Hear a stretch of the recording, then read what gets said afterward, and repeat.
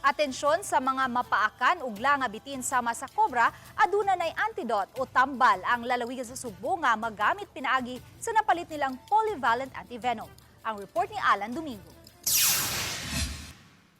Dili na kinahanglan pa nga moadto sa mga silingang lalawigan o rehiyon ug mangitag tambal sa mapaakan sa nga bitin, ilabi na ang cobra ug viper, kay doon na supply ang provincial government sa anti-venom. Ana sa storage ang usa ka katos nga vial sa anti-venom nga kinahanglang iapod-apod sa upat ka mga provincial hospital sa Sugbo. Matod ni Dr. Sheila Fashol, ang Pangulo sa Integrated Provincial Health Office, nga hatagan og tag 20 ka vials ang naasoy mga tambalanan.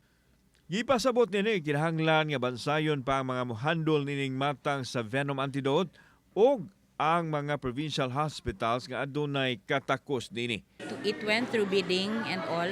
Munang nataod-taod siya, no? Wa na siya nauso ang snake bites. Niabot ni atong July 3 Friday. So within this week atong iapod-apod na sa atong 4 ka provincial hospitals. Tungod kay polyvalent antivenom, mamahimo kini gamiton dili lang sa mapaakan sa kubra kundi apil na sa mga bitin nga adunay venom. Wa pay natala ang IPHO nga napakan og nga bitin apan nang hinaon sila nga dili magamit ang antivenom bisan pa og mo-expire na kini sa 2028. Ang minungdanon nga way mabutang sa peligro nga kinabuhi. Di man puta magampo no nga naay mapaakan og bitin, but if in case nga naata sa ato ang mga silingan, sa ato ang mga LGUs nga mapaakan og venomous snake, no,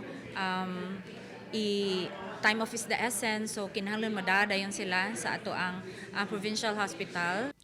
Kauban si Clover Lumayag, ako si Alan Domingo. Balitang Bisdak.